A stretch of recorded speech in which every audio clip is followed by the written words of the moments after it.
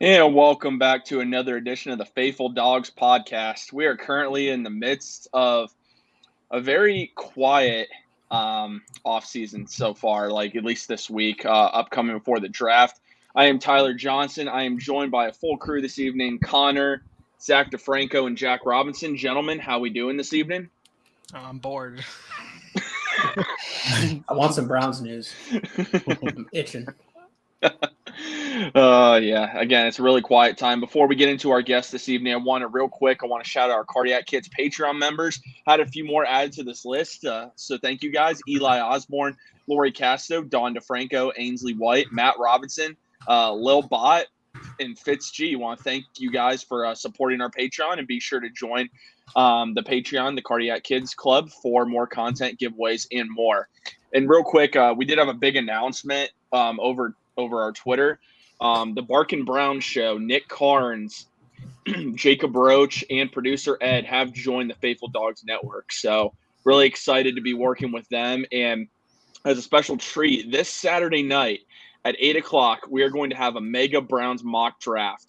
It's going to be featuring our crew and members of the Barking Browns crew, dueling mock drafts. That's going to be available only exclusively on the Twitch channel. So you'll want to make sure that you're following it. Very easy. We post the link. All you have to do, click the link and make an account. That's all you have to do. And then follow the show. We are joined. 44. Huh? Taking a punter at 44. Oh, yes. Hey, man. Hey, it's always good to have different scenarios. Tonight, we are joined by EJ Daniels from Pro Football Focus. EJ, how you doing this evening? Good, man. Thank you guys for having me on, man. The Browns are one of my secret teams that I follow, so I was excited when I was asked to come on and speak some Browns football. So thank you for the opportunity. I appreciate it. Yeah, of course, man. We're definitely happy to help have you on here. And, of course, we had you on some Browns spaces back when we were on Watson Watch. We weren't sure what was going to happen, and that's where we want to start tonight with you. With Deshaun Watson, what are your thoughts on him choosing Cleveland and really just how that entire process went down for the Browns? Just as everybody, man, I was shocked, to be quite honest with you, especially after his camp had said that the Browns were out of the running. Then for me to wake up and see that he not only signed with the Browns, but signed for the most guaranteed money in NFL history by a quarterback. So that was my first reaction. Second reaction is, so why is he actually signing? And looking at the explanations, it was because he wanted to win and because he got the contract he wanted. If you look at the way the contract is structured, you know, a lot of people think that he's going to get suspended after he settles these lawsuits. But, I mean, he has a $1 million base salary, and then the rest of it is guaranteed. So he's basically not affected by a suspension. So that was one reason. If you listen to the owners talk about his deal, I think each one of them said that they would have never gave that deal to him. So, I mean, it would have been stupid if he didn't take that deal. I commend Cleveland and Joe Barry for shelling out the money because they're trying to win. And I said to somebody that this is probably one of the biggest signings equivalent to LeBron going back to Cleveland. So A+ off season for the Browns. And if he brings the Super Bowl to Cleveland, it's probably bigger than LeBron too. I mean, as crazy as that sounds. I would know. No, I agree 100%. Yeah. I would agree 100%. I mean, just the whole Deshaun Watson thing, how that went down. Did you believe he was going to Atlanta? Because we had Benjamin Albright on our show last Friday. He said it pretty much seemed like it was down to Atlanta and New Orleans. But New Orleans was having some issues trying to make it work. But even people in Atlanta, when he chose Cleveland, they didn't even know he chose Cleveland at the time. Like, they were not in the loop at that point. Yeah, Ben also told us that even Browns coaches didn't know that he was coming. Yeah. Like, even the day before, like they had no idea. They thought they were completely out of the running. Yeah, man. Like I said, just like everyone, I think the whole football world was just shocked. But when you sit down though and listen to like why he changed his mind, out of all of the teams that he had choices of, Cleveland has the best roster and the most opportunity to win now and win a Super Bowl. So if that was truly his intentions, then he picked the correct spot. I mean, Cleveland has, by Pro Football Focus, they have the 10th highest graded roster from last year. So, I mean, out of all of the rosters that he had to choose from, this was the best roster. This was the best situation for him to come in, win right away. They have a good coach, good offense, good system. Everything is in place for him to win now. And plus, as I mentioned previously, the contract was just out of the park. So everything aligned for Cleveland, and they didn't even know it, which is great. And another crazy thing is, like, I know I said it last Friday too. The Ben's like we didn't give up one core player. Like I was expecting when the trade went down, I'm like, okay, is Ward gone? Is Newsom gone? Is Hunt gone? We gave up no one. We just gave up a bunch of picks. Obviously, that's going to happen. But I expected a bunch of picks and 1 or 2 core players because what they say Terrell was part of the Falcons deal, like all that stuff. So the fact that Andrew Berry can just pull off these trades like Amari Cooper, just a 5th round pick. It's just insane to me, man. This GM, I don't know how he has like all these other GMs like you know what I mean? Like he plays them, man. Yeah. It's crazy. I don't understand it. Like I was texting EJ and like talking about like what a trade would look like, and it was like these packages we were going back and forth. It was just crazy, and I was like, I'm not comfortable giving up that much because you're like, it's going to cost a lot. Like give me JOK, give me Ward, give me all these picks. And I was like, damn. That's what they should have asked for. I personally think that they let the Texans let the Browns off easy, in my opinion, because they could have asked for way more. JOK would have been immediately a part of the deal, and Denzel Ward. But I mean, listen, I guess all they wanted was picks. But I have a question for all of you guys. I don't want to get too far off your script. So what do you think now is going to happen with Denzel Ward now? He's going to sign a contract extension, I believe, probably in July. I think he's untouchable. I think it's going to be a battle of like certain agents who's going to fight first on a contract because like Jack Duffin, one of our friends, salary cap expert, said last one to sign obviously gets the most money. So it could be around July, like Tyler said. I don't know if I'm comfortable with it, to be honest with you. Yeah, I was just gonna say that. Like, he is a top corner. He's like top 8. But you're right. He's gonna wait. He's gonna be the last one to sign. He's probably gonna be close to resetting the market. I'm wondering if Browns fans are comfortable with that. Yeah, I'm not comfortable giving him any more than J.C. Jackson's getting. It's tough because I mean, Ben last week made a good point on our show. When you have an elite corner like that, I mean, it's like a top corner like that. They're so hard to find. Like you can't just go out and get one normally. I mean, I think we have to keep him because I think it's just a big loss if we let him go or trade him.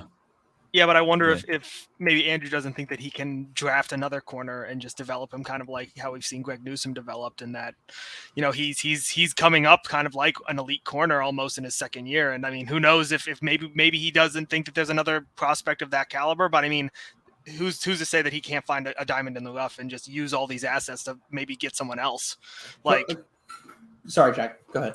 Oh, no. I was basically done with it. So, like, I've been thinking about it a lot because I love Denzel Ward. I do. But like, my thing is when I think about it, it's Greedy Williams and Denzel Ward both have had injury problems. Greedy more so because he had nerve damage. But what's the difference in play between Denzel Ward and Greedy Williams?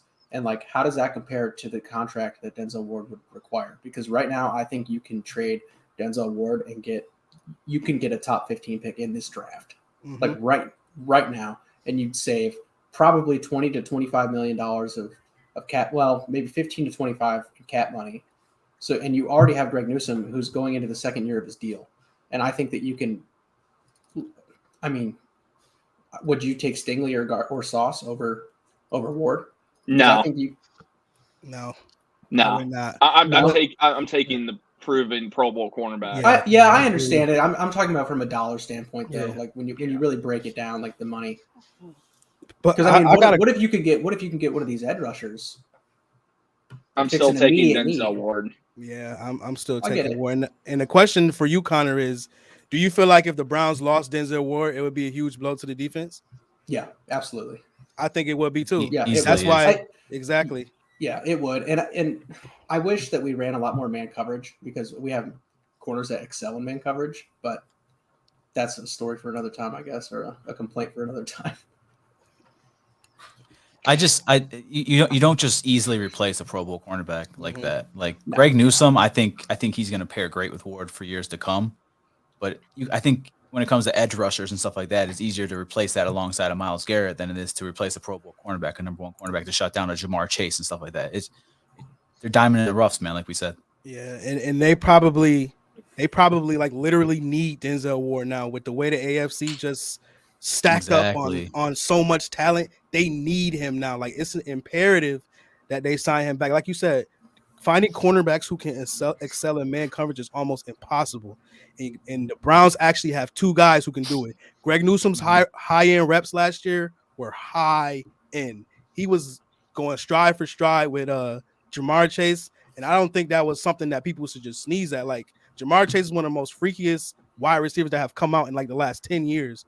So for Greg Newsome to be sticking and hanging with that guy who just went over like 1,500 yards receiving yards, I think the Browns got a no-brainer when it comes to keeping both of their top corners and having an all-pro edge rusher on top of that. So I think we're at the point, because Greg Newsome is on this rookie contract, they don't have to really make a decision on, like, I think you extend Ward, but you can have the deal line up to where, let's say Greg Newsome becomes a shutdown number one corner himself, you could move on from Denzel Ward at the end of his next contract and then just replace with Greg Newsome's. That's what I think they're going to try to do if they can. Just have it lined up that way. Well, I think that's also the smart way to do it. I think because I'm pretty sure that like Andrew Berry said, even especially like I think he was referring to the offensive line, like you want to basically have like the left tackle and right tackle's getting paid and the right tackle's a rookie, and then once the left tackle's contract is up, you pay the right tackle and then get a left tackle. So I mean, you can almost see it as the same thing. You have two shutdown corners right now. One's still on his rookie deal. One's about to sign an extension. Once the extension's done with Ward, you move on and you pay Greg Newsome and then you just draft a new corner. I could easily see that being the thing, especially because we've just so fortunate to have two lockdown corners at the same time.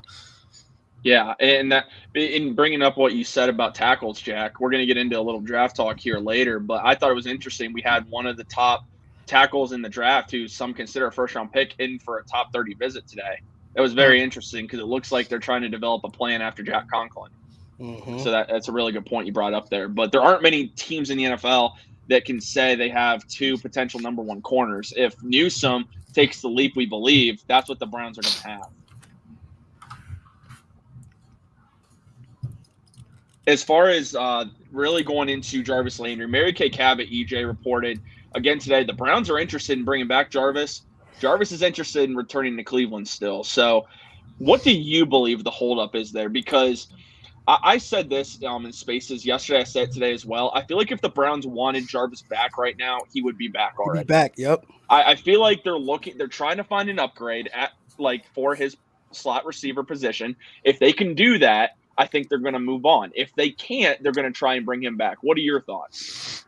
So I actually went through like all the free agents. I went through the Browns' current wide receiver core and then projected. So this is my projected wide receiver core, and this is scheme, taking into account scheme. So my projected in my mind, who I want is I want Fuller, Cooper, Njoku, DPJ, Schwartz. You got Jakeem Grant, and you still got Demetric Felton too, who's dynamic. That says to me that the Browns want to be way more explosive.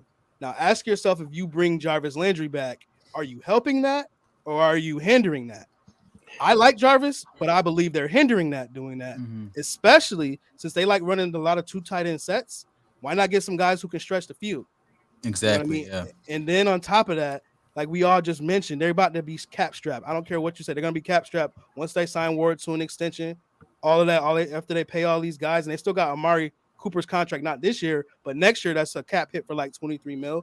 So now, what do you do? You got to get cheaper at these positions and have some type of backup plan. And I just don't feel like they should go to Jarvis Landry route. They should go to draft route. You know, I know I'm saying something that's probably unpopular, but Jarvis Landry is a good possession receiver. You know, he's a good guy who can be tough and bring some grit to your locker room. But Cleveland is in a prime position from a wide receiver perspective to just stretch teams all the way out off that zone action. So I would lean into that. Let Amari Cooper be that guy you can hit those backside digs off of. And I feel like you got a recipe for success. You got Hunter Bryant. You got David Njoku. I feel personally right now, if they sign Will Fuller, they will have enough weapons, and Jarvis will obviously be the odd man out. Yeah, and Jarvis is kind of just like one of those. He kind of just adds an addition to the run game if you really think about it. He's just like, you know, he's not going to stretch the field like you said, deep threat, anything like that. He's just going to catch those like those things over the middle, those passes over the middle. So it's just kind of like an added addition to the run game in a sense. That's really what I mean. Jarvis is. I mean, we're very sentimental as fans. We are. We want Jarvis back because he was a part of what changed the culture. But the reality is, in the offense the Browns want to run, he's not the best fit for the offense. And we really saw that last year. Even though I know we can talk about the quarterback and how much Baker struggled, not having explosive playmakers on the outside really hurt. And Jarvis is not that explosive playmaker. I agree with you, EJ. I think they're really going to look at the draft. It makes sense to go that route. There's a great question here that we got from Cosmin. It brings us Cosmin 12. It brings us into actually what we're going to talk about next. Are there any surprise free agents that you could see us bringing in? Yes, I do actually. I researched this too. I would love to see the Browns bring in AJ Green. Now, AJ Green. I've heard that before. I've heard that. So we'd have 2 AJ Greens. Yeah, we have 2 AJ Greens. I was just gonna say that you would have 2 AJ Green, but AJ Green was actually productive last year in Arizona's offense. You pair him with Deshaun Watson, a guy who can get it to him deep. AJ Green can actually go underneath or over the top. And like we just said, they're gonna run that wide zone action. They're gonna do a lot of boot, a lot of play action. Why not get a bigger guy who can play in the slot or outside to again stretch the field or catch underneath if you need to? That is one guy I believe they should bring in. Another guy I had, since I was in a Cleveland Browns Q&A with one of the I forgot who the athletic insider is, but they kept saying that they wanted a defensive tackle. I believe they should bring in Akeem Hicks, who's still out there, a run stuffing nose tackle who can also make plays in pass rushing situations. I think at a 2-year, $15 million deal, I'd bring him in to help Jordan Elliott out at the 3 tech. We really need Jordan him to Elliott. develop, by the way. Jordan Elliott. That's a big name because me and Tyler are kind of like last year. We were like, I've never been on the the fringe. Jordan about Elliott him. has very he has not done much. I think the organization's like timid to just say goodbye to him. He was the 3rd round pick. Yeah, So I mean, it's tough, man. It's tough because those positions like defensive tackle, they just don't develop right away. And then on top of that, everybody thinks if you draft a 3 tech high like Jordan Elliott, they're gonna have to turn out like Fletcher Cox or Grady Jarrett or Aaron Donald, and those are just unrealistic expectations. But exactly, I believe you should just stick with Jordan Elliott, simply because he's cheap. And we just reiterated like the Browns are gonna be cap strapped in just a minute, so why not stick with it? And then on top of that, above all, their defense is still good with Jordan Elliott in the middle. Like their defense still doesn't suck. So it doesn't mean you need a 3 tech or dominating defensive tackle. You can still rock out with him and still have a solid defense. So why not take a chance on him developing, and you can still draft another guy if you want another defensive lineman that bad. You know, on the topic of wide receivers, what's your thought on the Browns possibly looking to trade like a 3rd round pick to the Texans for Brandon Cooks? Like, is that even like a logical thing to think about? I know some people are like, obviously the money is an issue because he's going to need an extension, or they could just have him as a 1-year rental. How do you think the Browns should go about that if that's something they want to do? I love it as a 1-year rental. If you watch Brandon Cooks' games for the Texans, I happen to be on this thing now where I'm trying to watch every game that I didn't watch from last year. So I happen to watch a bunch of Texans games. And if you watch Brandon Cooks' downfield production and how many plays he actually makes, he makes a lot of plays downfield. He's had like 4 straight like 1,000-yard seasons for like 4 different teams. So if you can bring in a consistent veteran like that, who can again always can stretch the field and can also make plays underneath too and can win in contested catch situations, I say give that draft pick up, especially since your window for winning the Super Bowl is open right now. Yeah, I would love Brandon Cooks. I know a big part of at least what I've heard is that he doesn't want to re-sign in Houston and he does want a contract extension. If that's the case, are you comfortable still trading for Brandon Cooks? Because you know you're going to have to pay him then. Like, how do you feel about that? See, that's tough. Like I said, I'll just get enamored with Brandon Cooks because he can make plays. But with me, I'm in this new space where I'm studying the cap and trying to understand contracts and stuff. So, like, you may have to just make that decision. Like, do I want to give up assets for 1 year and then sign him to a deal where I have to pay him like $12, $13 million a year? You know, like I said, I'm all about advocating and going into the draft and finding guys who can play right away, which we've seen in past drafts that 2nd and 3rd round guys are ready to come in and step in right now. So would I rather pay a 30-year-old veteran top of the market money, or would I rather get cheap production from a rookie? I choose the cheap rookie, but I do love Brandon Cooks. That's why.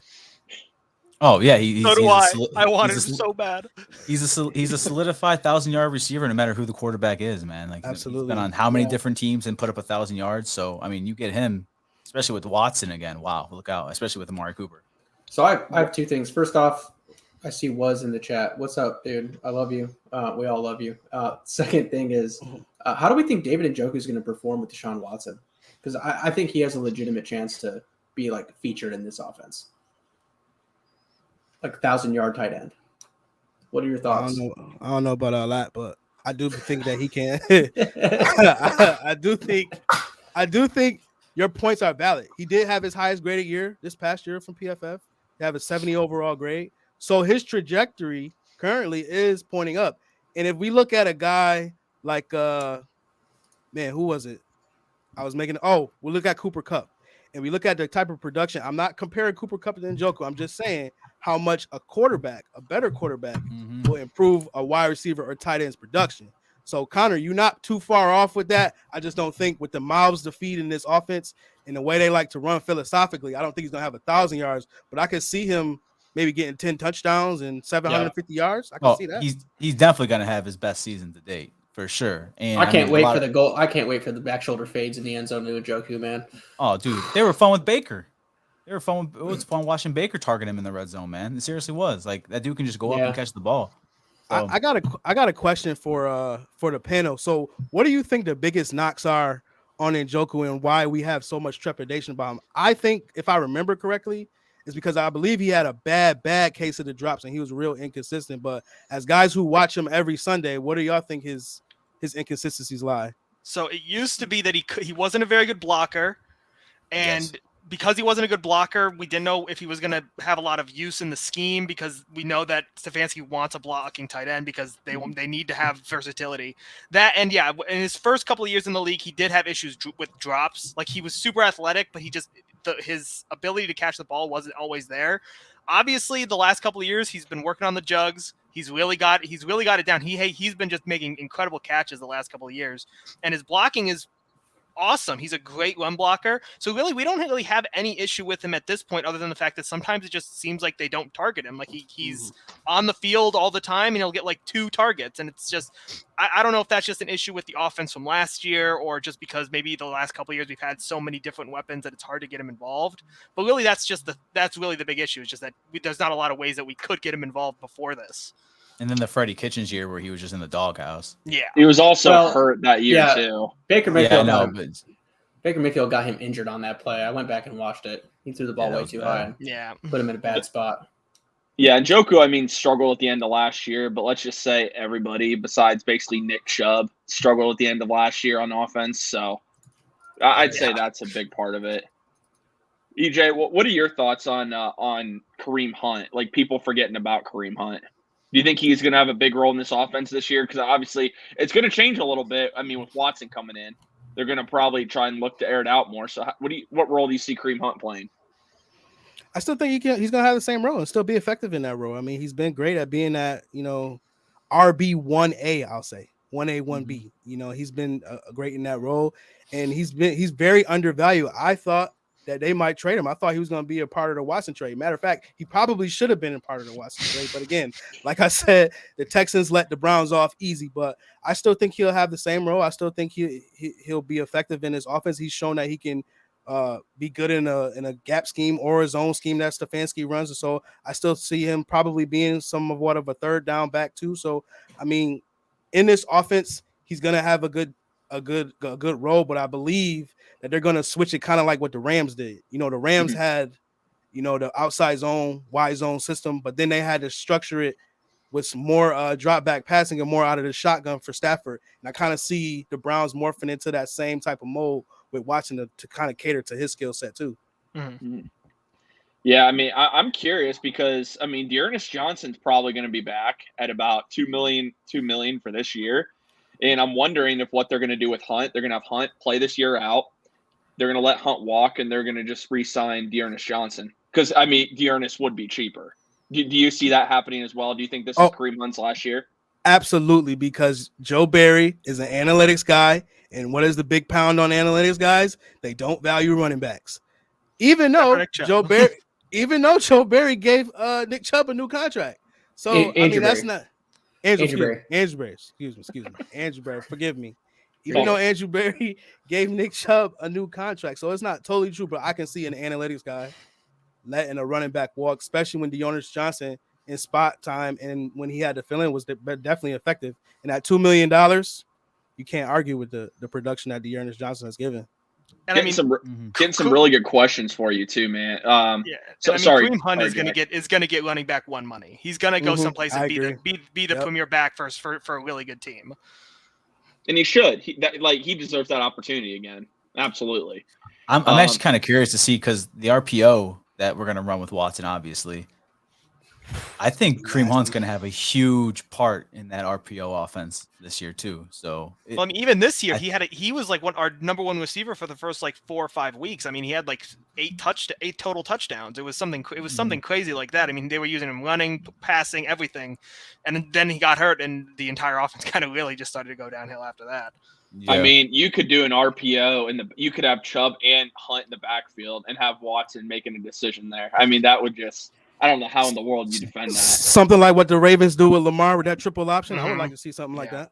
I would love it. I would love it. Niles Dog has a great question here. Which wide receiver do you think will do better this year, Schwartz or DPJ? I mean, to me, this is easy, but what are your thoughts, EJ? It's going to definitely be DPJ. DPJ, way more polished.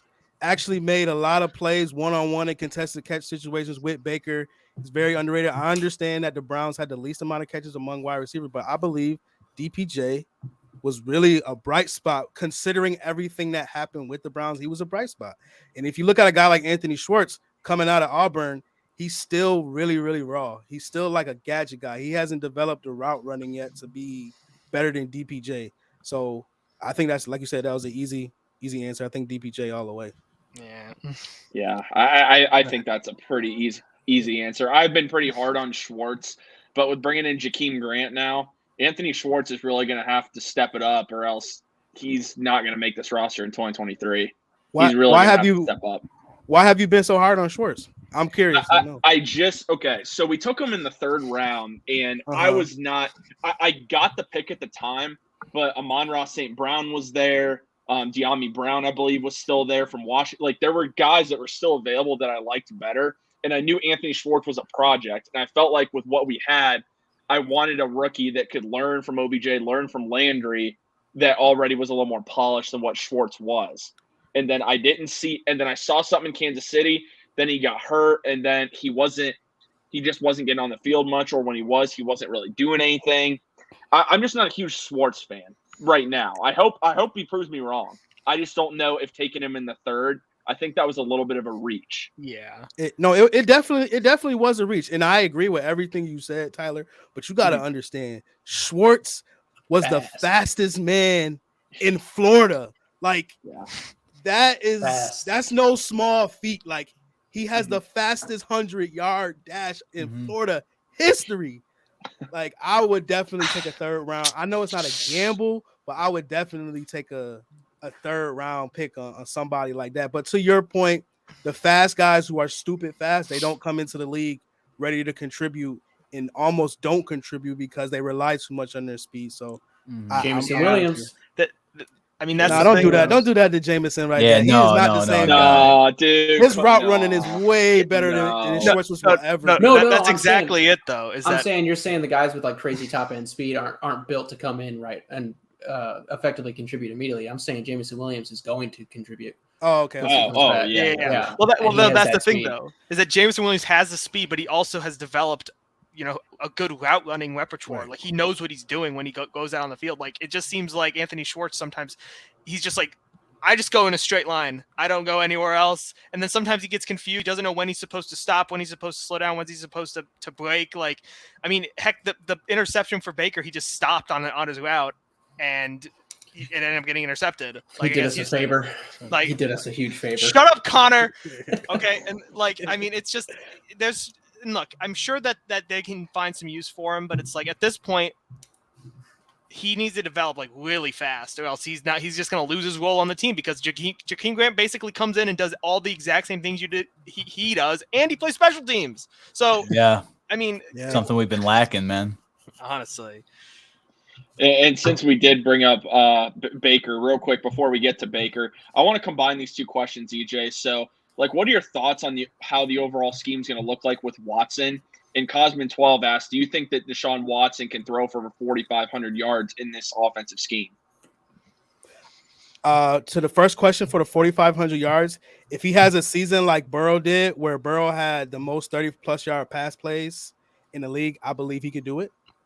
Mm-hmm. But I think the way they should go is they should run the ball like the same amount they was running with Baker and just have Watson be more efficient on the deep passes, because that's why you brought him in. And then as far as how the scheme is going to look, I mentioned something about it, the previous question. I would love for them to have a read option type package like they have with Lamar. Mm-hmm. And then on top of that, having another layer to that, they could do the same thing the Rams did. The Rams were running wide zone offense with a lot of tight end sets, a lot of boot, a lot of play action. They can switch it to more spread because they're going to have the weapons. They can run 5 wide receiver sets. You can have Njoku as a Y with a big slot in the slot. They have a myriad of options they have at their disposal now to keep the defense off balance. And in the division that they're in, they're going to need every single one of these advantages. So it will behoove them to do multiple tight end sets, spread formations, outside zone, all that stuff. I see those 3 things being the main cogs of their offense this season. Awesome. Yeah, absolutely love that idea. And we are going to move on to Baker. So before I ask you if he'll be gone by 4:00 tomorrow, what do you think ends up happening with Baker Mayfield, and what teams do you think are actually realistic landing spots for him, and like how he might be viewed outside of Cleveland, if you have any idea on that as well? Man, that's a tough question. I was trying to research it so I can give a very concise answer. As far as what's going to happen, I was reading this article from The Athletic, and they said that something's probably not going to happen until after the draft. So I'm gonna lean on to their opinion. I'm gonna say that the Browns are gonna have to cut him, because if you're like think about it, and if y'all could talk through this with me, if you're the Seahawks, or you're the I say the Seahawks are the only destination right now, I guess. If you're the Seahawks, why would you give up resources to get a quarterback that the league doesn't think is a franchise guy? Like, it really makes no sense. I think the Seahawks are comfortable going with Drew Lock this year too. Thank you. Yes, that's what I have written down. Yeah. They should just rock with Drew Lock, be in a position to get Caleb Williams or Bryce Williams or any of those quarterbacks for next year. Like, giving assets up to get a quarterback that's going to cost you $18 million when you got Drew Lock for, I don't know how much he is, but I know he's still on his rookie deal. Mm-hmm. Like, it don't make any sense. And Drew Lock, and for all intents and purposes, like DK Metcalf said, Drew Lock doesn't suck. No, he doesn't. He isn't trash, but he just isn't a franchise guy. We all see that, but I believe he can be serviceable. And the Broncos gave up on him way too quickly. Now with a different situation, a different offense, maybe he can thrive now. And you never know. Maybe you get a starter out of it. Or if I'm the Seahawks, I might rock with Geno Smith because he actually did all right last year. So I'm pretty sure Drew Lock has a pretty decent big time throw percentage. Like, I listen to the PFF. No, he does. No, he does. Steve and Sam talk about it pretty frequently whenever they're talking about quarterbacks. He was second. He was second in big time throw percentage. Jeez. Yeah. So that's incredible. So you pair that with DK Metcalf and Tyler Lockett, like, I could see it working. But, you know, the fans, they're going to pressure Seattle into making a stupid decision and giving up resources and giving up assets for a quarterback who has played really well in stretches, but isn't a franchise guy, unfortunately. And I can definitely see the Browns waiting past the draft to make a deal on Baker, because up until week 1, really, what's the rush? I know it's going to be a locker room debacle come OTAs and stuff like that, but a quarterback goes down before week 1, they're desperate. Right. Here comes Baker Mayfield. So I don't think you want to cut him, because I think, like Benjamin Albright said on our podcast Friday, the team he wants to go to is the Pittsburgh Steelers. He wants to sign with the Steelers. He wants to give the Browns hell. So I don't know if that's the Browns. Yeah, I let him. I don't care. We got our guy. So basically what you're saying, Zach, is that the Browns have to trade him because they don't want to see him twice a year for Pittsburgh lighting them up. Because I can see Baker playing his 2 best games against the Browns every year. Exactly. And doing a little stare down on Stefanski like right. Jackson. Look, man, I don't think that it's the same situation. I mean, come on, man. He was he was beating up on he was beating up on the Bengals back before they had Joe Burrow. I mean that's not really, he's beating up on the Andy Dalton Bengals. Like, I mean, come on, it's not really that impressive. I'm not super afraid of it, honestly, because I mean their offensive line is still suspect. Their receiver situation is still kind of, I mean, Chase Claypool's really good. I mean, you know, if he Deontay does go to Johnson's the good. Steelers, Yeah, I was about to say Deontay Johnson too. Deontay, his name was escaping my mind for a second, but like, yeah, sure.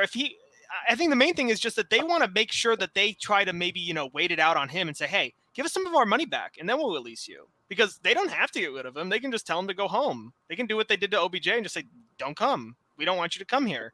And I mean, maybe he'll do that. Maybe he won't. Like, who knows? Like, either he's going to get paid out the entire season, or they say, give us some money, we'll release you. And then, you know, it won't hurt us bad, because we'll only give you like a portion of your 5th year option. And then we don't have to worry about it really eating into the cap as much.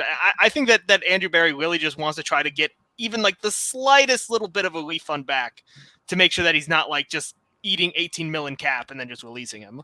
But you know that's not gonna happen. I know it's not gonna happen. You know that's not. But he's gonna try his ass off to make sure that he's at least not, you know, we'll take a 6th round pick, we'll eat half the salary, like something. He's gonna try his best to get something out of it. I agree. EJ, do you truly believe if the Browns didn't land Watson, do you truly believe Baker was the backup plan? Because I can't believe that. I don't know. I truly did believe he was the backup plan. They were going to try to smooth it over and be like, you know, we was talking to Watson, but you're going to be our guy now. I believe. But even after the Twitter letter, I know it's not like, oh, he was saying goodbye, but it's like you're still under contract. You're basically saying goodbye in a sense. He was in his feelings. Yeah, he was in his feelings, right. man. Baker just doesn't know how to shut his mouth, dude. That's the thing. You know? We got a podcast next week. Maybe. Well, hopefully next week. I think he's waiting to get traded to release it, but I mean, that's not his call when it comes out. You said Baker has a podcast next week? Yeah, he recorded a podcast. He went on. I gotta tune in. I gotta hear that. Yeah, I have to hear that. Oh man. Yeah, he appeared on. I can't remember what the podcast. It's a pretty big podcast though. You never know. You know what I mean is the name of the podcast. Yeah, the one that Johnny Manziel used to be on. Yeah. Oh, okay. Wow. Listen, the Browns could have smoothed it over with Baker. Like, they just didn't want to. You know what I mean? They could have smoothed it over. They just didn't. Didn't want to. I don't think they wanted to. Honestly, I think after the season, like basically when the news came out that when they said we're we're invested in you and like you're going to be our starting quarterback moving forward, I think that was all fluff. I don't think that they ever meant that. They were thinking. I think that's what they told the public. Yeah, they did that to keep his value up. So I was like, oh no, he's our franchise quarterback, and then they went around and started shopping. I mean, I'm surprised he requested a trade even after Deshaun said no, like the first time. Like, it was weird. I think he shot himself in the foot. You guys know Baker's super prideful. He wasn't coming back after that. You guys know that. Yeah. Oh, no, we know. We knew. He's a little bit of me. I understand Baker. Me and Baker are the same way. Once you tell me you don't want me, bro, it's it's over. And that's exactly how it's F you. I'm gone. That's exactly what it is. I guess I get it, but other teams look at it the way that some of the fans are looking at it is like it's a business. Look how some of these other quarterbacks handle the same exact situation. Tua. Yeah. Jimmy G they traded up assets to go get Trey Lance. Matt Ryan literally at his press conference with the Colts said, "It's a business. I understand. I handled it behind closed doors." I mean, Aaron Rodgers. Aaron Rodgers came out and had an MVP season right after they drafted his replacement. Right. Like, come on, man. So, like, something I was thinking about with this whole Baker debacle is like, I've been trying to pinpoint in my head when the organization made the decision, like, we can't bring this guy back. And I think it's when Andrew Berry came out and said, I can't remember what game it was before, but he came out basically and was like, we expect Baker to play his best stretch of football down, over the next 4 or 5 games. And I think, I don't want to speculate too recklessly, but I think that there's some stuff that happened behind closed doors with Baker in the organization that is pretty telling in that Andrew Berry statement. It's basically like, okay, show us then. Like, you want to complain about Stefanski's offense? You want to complain about how we're not setting you up? Like, bullshit, dude. We've set you up for 5 years, for 4 years. We screwed up on coaches and blah, blah, blah. But, like, what's the excuse now? You should have sat yourself down. You should have let us.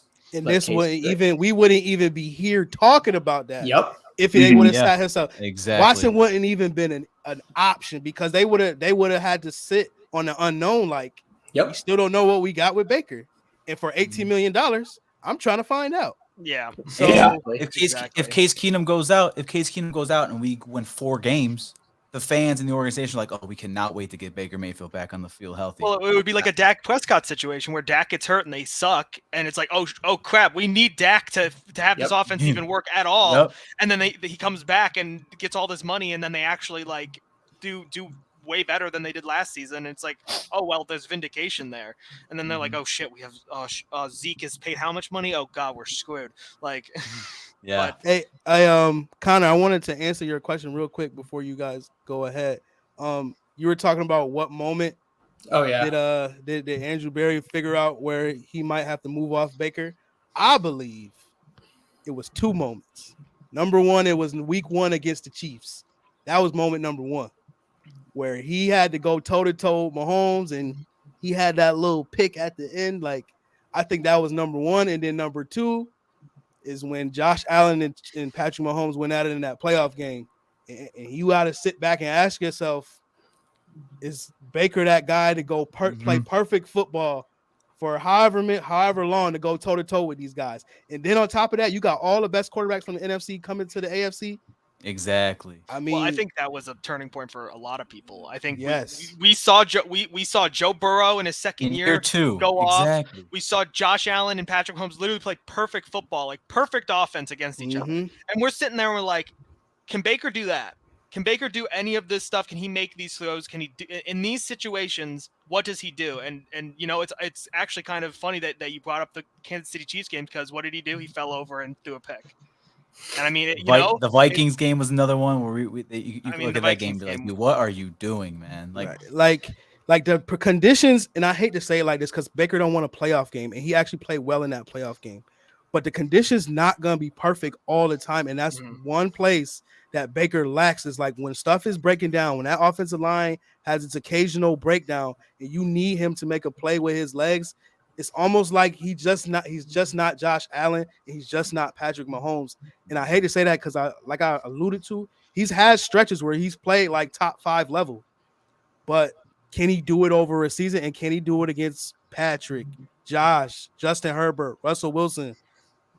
I don't know. I don't think he can. I really don't. Yeah. I agree. Yeah. I don't think so. We appreciate it, Ed. Thanks for tuning in, man. Appreciate it. EJ, so we want to get into a little bit of draft talk here before we wrap up the show. The Browns are going to pick 44, but it was reported today. Albert B. reported it, Mary Kay Cabot from Cleveland.com. The Browns are going to host Arkansas wide receiver Treylon Burks for a draft visit this week and wide receiver Christian Watson. They've also met with tight end Greg Dulcich out of UCLA. And offensive tackle Tyler Smith out of Tulsa are the guys that so far on top 30 visits we know that they've met with. So to get Treylon Burks, it looks like the Browns could possibly have to trade up, possibly to the top of the second round if he's there, or at the end of the first. So I just want to talk about, like, what are some positions you think the Browns should target in the draft, and who are some players you would target if you're Andrew Berry? Well, it's funny that you bring that up because I did a mock draft before I got on here to see who would be some players that they could potentially be in. So I mentioned wide receiver. So with their, I believe this is the 4th round I took them in, they should look at Boise State wide receiver Khalil Shakir. Now, he isn't like a fast burner guy, but he's a guy who can give Watson a safe guy underneath who can make stuff happen after the catch. Now, I don't believe that the Browns currently have this guy on the roster, but I believe if they drafted Shakir, they would also have cheap labor. And that is the biggest thing, and that's what I'll keep harping back on. You need cheap talent. He wouldn't have to start right away, and he could give the Browns a type of player that they don't currently have, that I believe, on the roster right now. Love that one. A lot of people think, like, if you draft him, you're kind of just replacing Jarvis Landry with him. Do you look at it in that kind of sense too? Higgins. You know what? That's in the PFF draft comp. That's his comp. Higgins. Rashard Higgins. Comp. Yeah. Really? Okay. Yeah, that's his comp. I mean, for cheap labor for somebody who don't have to play right away, I say why not?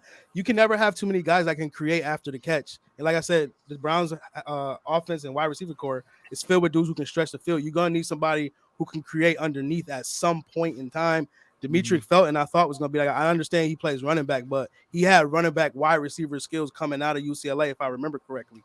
So I mean, they don't have a guy who can just dominate from the slot and run crisp routes and make stuff happen after the catch. So if it's cheap, if it's a cheap wide receiver, I just say why not?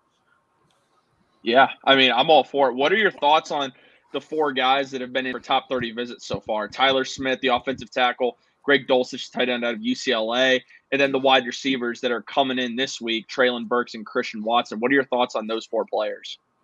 So Traylon Burks for the Browns is too rich for my blood. I'm not trying to give up assets to go up and get him, especially when there's reports that he didn't take the combine serious and didn't work out and he came out of shape. That's a no for me.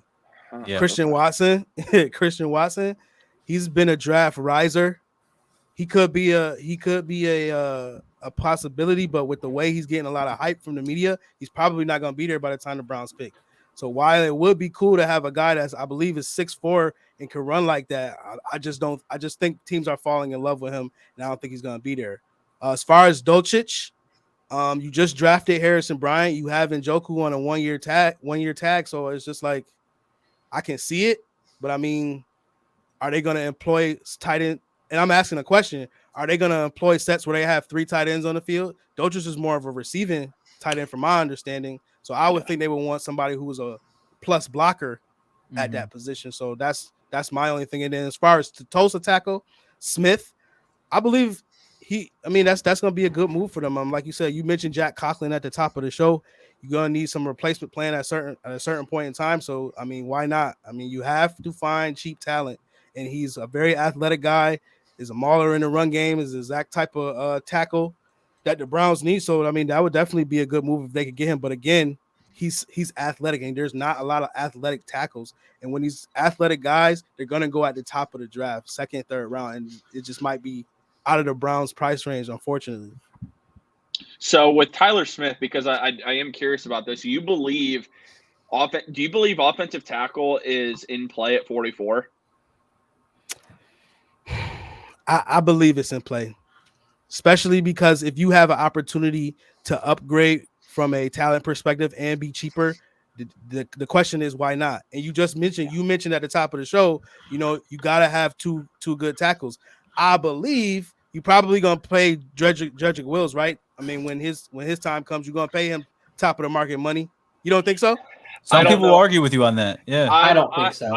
I'm 50-50 on Jed Wills. I need to see more. He was battling injury a lot this past year.